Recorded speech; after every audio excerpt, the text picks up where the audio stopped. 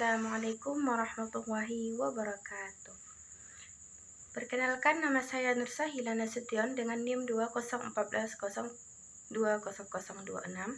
Pada video kali ini di sini saya akan menjelaskan terkait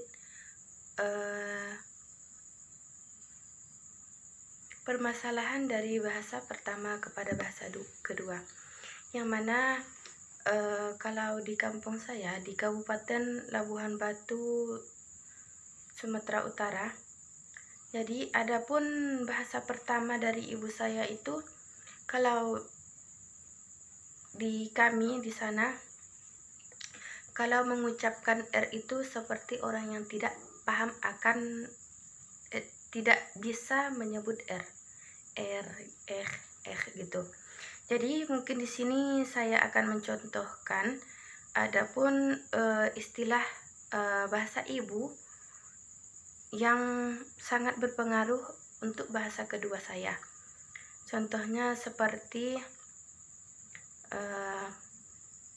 perkenalkan nama saya Nur Sahila, Noh Sahila. Jadi kan pelaparan huruf R tersebut seolah-olah tidak bisa. Jadi kalau di dalam bahasa Arab mungkin di sana bisa saya contohkan seperti mengucap kalimat Ar-Rahman Ar-Rahim. Namun kalau kebiasaan atau dampak negatif dari bahasa kami itu kalau mengucapkan Rahmanir-Rahim. Jadi dari bahasa pertama itu sangat mempengaruhi sekali kepada bahasa kedua saya apabila waktu awal-awal saya membaca bahasa Arab. Namun sebaliknya dari bahasa Arab tuh kepada bahasa kami di sana mungkin saya contohkan seperti masjidun gitu kan. Kalau di kami sana menyebutkan ja itu seolah-olah tuh sama rata saja gitu. Jadi ketika orang Sumbar bertemu orang Medan pasti selalu mengatakan ja gitu. Sebenarnya kalau lingkungan saja yang membuat kami membuat kata za itu sama. Namun apabila dilatih dan diucapkan, dilafalkan itu sanggup seperti itu. Jadi perubahan lahzah itu dikarenakan kondisi, tempat dan lingkungan seperti itu. Mungkin di sini saya contohkan lagi seperti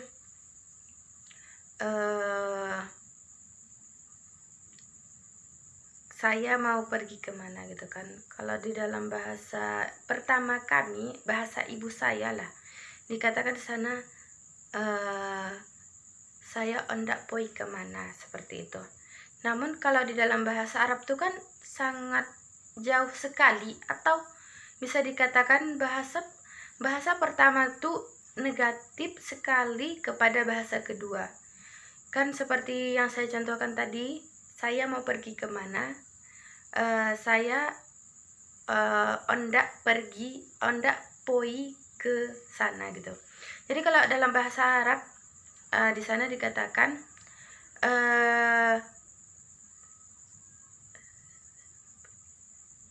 azhabu ilal ain.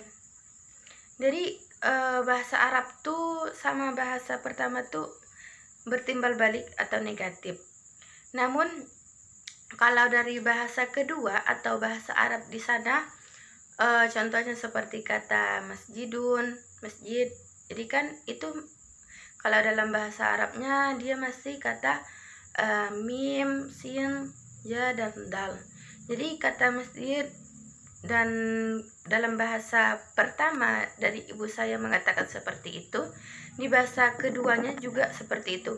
Jadi dari segi bahasa kedua tuh bisa mempengaruhi atau keikutsertaan bahasa pertama tersebut. Namun dari bahasa pertama saya tuh sangat bertimbal balik atau bersifat negatif, tidak masuk sama sekali. Seperti itu.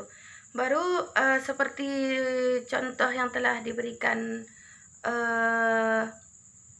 bisa juga dari segi antonim atau tanqim, intonasi. Biasanya kalau kami di sana kan logat atau intonasi itu lebih keras. Saya berbicara, jadi ada teman tuh beranggapan saya tuh marah, padahal saya tuh nggak marah. Memang nada kebiasaan di kampung saya tuh memang seperti itu gitu. Pernah waktu saya bertanya, logat saya tuh tidak seperti biasa. Contohnya saya menanggapi jawaban dari pemakalah di sana, mereka mengatakan bahwasannya saya marah, padahal tidak gitu. Mungkin di sini saya contohkan, saya ingin berbicara gitu kan. Saya ingin berbicara dengan saya ingin berbicara gitu kan. Jadi antara intonasi yang pertama dengan yang kedua itu, intonasi pertama tuh menurut mereka adalah intonasi yang sedang saja, sedangkan intonasi pelafalan saya yang kedua itu adalah ucapan marah.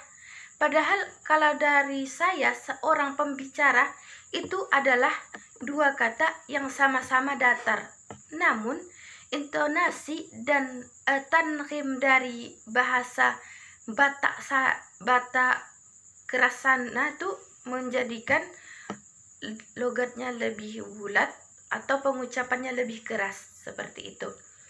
Namun bisa dikatakan seperti itu.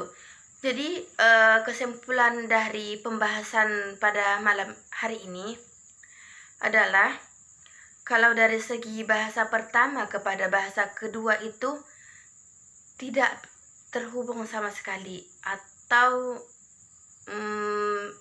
sifat negatif lebih banyak. Namun dari bahasa kedua kepada bahasa pertama itu sangat mempengaruhi. Seperti bahasa Arabnya masjid, kalau kita mengucapkan saya mau pergi ke masjid kan tetap bahasanya kan sama. Dah berasal dari kata sajada yasjudu, sajadan bahwa sajadun, wadaka masjudun, la tasjad masjudun masjadun. Jadi kan itu kan masjid itu adalah isim alat. Jadi di sana kan untuk tempat.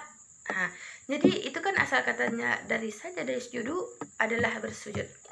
Jadi dari bahasa Arab tuh, dari bahasa kedua kepada bahasa pertama tuh masuk atau bisa dikatakan positif, sedangkan sebaliknya dari bahasa kedua, dari bahasa pertama kepada ke bahasa kedua itu tidak mempengaruhi. Namun dari segi intonasi juga bisa mempengaruhi seseorang untuk memahami apa yang saya katakan. Mungkin saya berbicara seperti ini, logatnya seperti ini, mungkin mereka beranggapan saya marah. Namun sama sekali itu hanya perbandingan nada suara saja, namun maknanya tetap sama dari si pembicara. Mungkin sekian kesimpulan mengenai permasalahan antara bahasa pertama dan bahasa kedua. Kurang dan lebihnya mohon maaf. Saya akhiri. Wassalamualaikum warahmatullahi wabarakatuh.